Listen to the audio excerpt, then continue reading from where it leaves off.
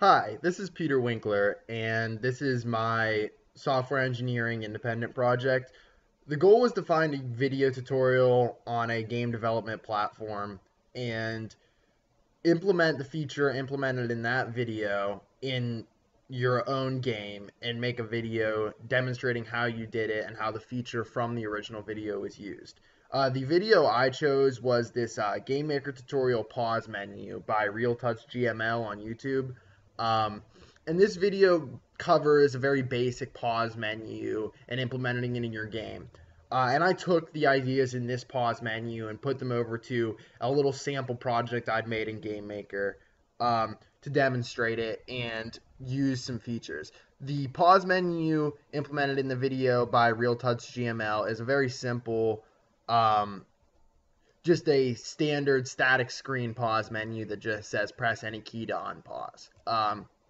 While the pause menu in this game is more complex and isn't static, it's dynamic and allows you to move and select options such as resume, save game, load game. Now, the most important thing that you have to do to implement this pause menu system in your game is right here on the RM game, and it's checking the room is persistent. And basically this just means that throughout the run of the game, once this room is loaded into memory, it will never be unloaded. So anything that's changed in this room will stay changed forever.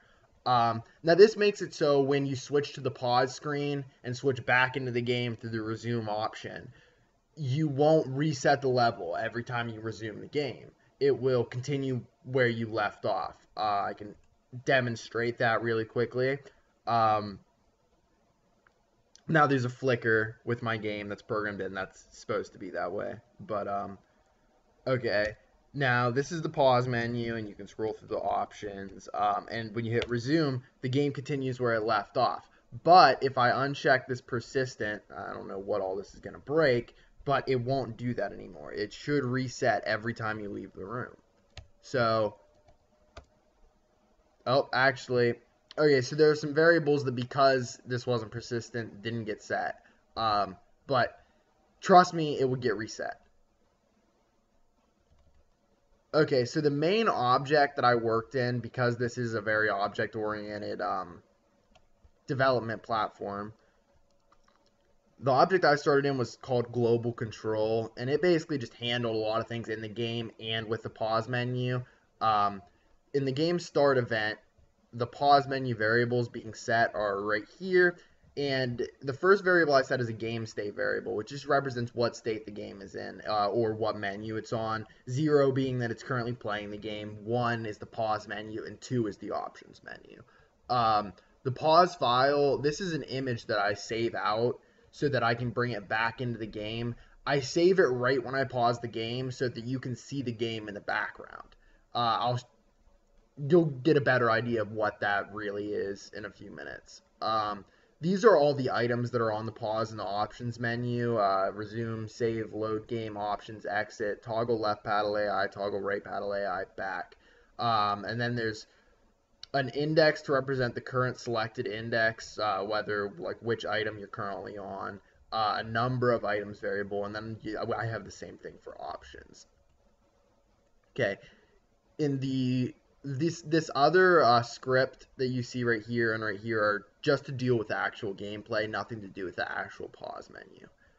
Um, in the room start, this event is only for the actual gameplay. It's just setting up some variables so that every time that we come into the room, the left paddle AI is like set to the whether or not the left paddle is an AI, and the right paddle is set to whether or not the right paddle is an AI. I don't think in the draw event. In the draw event, actually, yes, there is a little bit of code. Um, Basically, I'm just telling it not to draw the game when the game state isn't equal to 0. If the game state is equal to 0, draw the surface target, which is the trail target. And this is where I do all the game drawing. So I set the target surface for my drawing to the trail, and then I set my drawing color and I draw all the objects into the game at their positions right here, and then I set the color back. But if if the game state is paused or options, it will never execute this code. It will only execute this flicker code right here, which basically just draws a rectangle over the screen to make it look like it's flickering, a little bit like a classic Pong game. The next bit of code I have is in the draw GUI event, and this basically just is another draw event that draws everything at a higher depth or lower depth so that it's on top of whatever was drawn previously. And this is where the real drawing of the pause menu goes in. So if the game state isn't equal to 0, which means it's paused or on options, we're going to set the drawing color, we're going to set the alpha, and then we're going to draw a rectangle that's just slightly skinnier than the room, but as tall as the room. And this is just that paused white rectangle background that was right in the center of the screen that you saw when it ran. Then I set the text align so that it's in the center, and I start getting variables for where I want the menu to be, such as the menu X location, the menu Y location, and a V pad. This V padding is just the vertical padding between items on the options and pause menu. Then I set the color back to black, and I set the font to a font score. In GameMaker, you're allowed to make separate font objects so that you can use different fonts in the game and customize their size and just be able to change them with the name of a variable. And you can see that right here.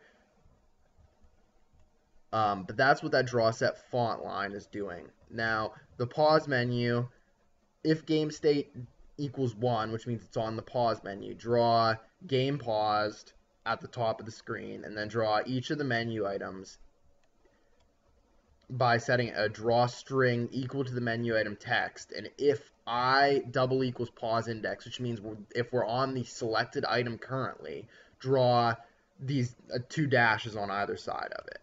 And then we're just drawing the text. And then we're doing the same thing for the options menu, but with the text options here instead of game paused, and with options items, like the options variables replacing the pause menu variables. Then we reset our color, we set our alpha to 0.7, and we say, and then we're handling the flicker again here.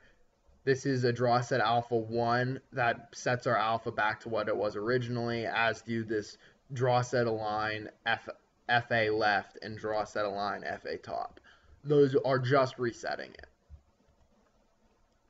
Now that's the main code for object global control, but the other thing to note about the object global control object is that it is also persistent, and that means that I don't want it unloaded from memory either. No matter what room I'm in, I want object global control always there. Now, there's one other object I need to go over in the game that handles pausing, and that is this pause image. Now, it's kind of hard to understand what this pause image is for because there isn't a lot of code for it. Just an image alpha equals 0.5. It doesn't have the persistence check, so it's obviously not there all the time, and it's set to a blank sprite image. Well, a sprite image is just an image in the game the same way we do in Visual Studios, but it lets you load it in from the start, and then in the room editor you can just drag it in and it will represent the object with a picture of it. So I have the object paddle, and I can just drag it in here and drop it, and it brings it into the room. But the goal of the game was, if I don't have, the goal of the pause menu when I started was that I wanted the game to remain in the background of the pause menu. So it wasn't like you were going to a whole other room. It was almost like you were staying in the same room, but there was a little menu being drawn over your screen. So I added this object pause image, which basically is just an object to represent the image that's going to be drawn in the background. If I removed this image from the game and tried to pause it, I'll show you what happens so that you can see the game without the pause menu or the pause image in the background. So you see how it still draws the white line down the center and the 2 scores. That's because the object global control is responsible for that. But we're not drawing the paddle or the ball or the other paddle anymore, and that's because object global control doesn't update those objects when we're in the pause menu because they don't exist anymore. They aren't persistent. Only global control is. So if we want that to draw those objects still, we save an image of our current screen when we pause the game and just draw it in like behind the pause menu, and it gives the illusion of it. So I'll put that back in really quickly, and I'll show the exact code I'm talking about that saves it out.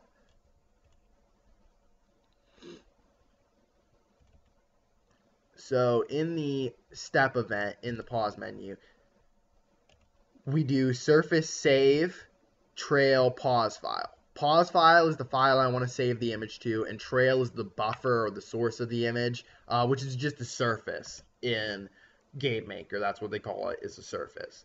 Then sprite replace here replaces spauseImage, which is the sprite pause image, which is the sprite that is assigned to the object pause image. And then I'm replacing it with whatever's in pause file.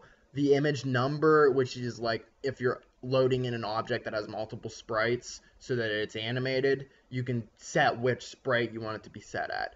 Remove background, which just means it removes whatever color dominates the background. Smooth, which basically is just a way of smoothing out the image as it brings it in. X origin and Y origin, which is just where the object is centered to and rotates around. Which all those really don't matter in this case because this isn't going to be moving around or anything. And that is really the gist of this project. That all those things together are what makes the pause menu work. It's really just a state machine that says if the game is paused, when the game is paused, switch to this room, keeping the global control object in there and drawing out this menu. And that's really, it's very straightforward. But the technique that was really taken from him was this persistence check. Before that, I did not know what a persistent object was. I didn't even know that it could be made in GameMaker. But it is very useful, and it made making the pause menu very simple and straightforward.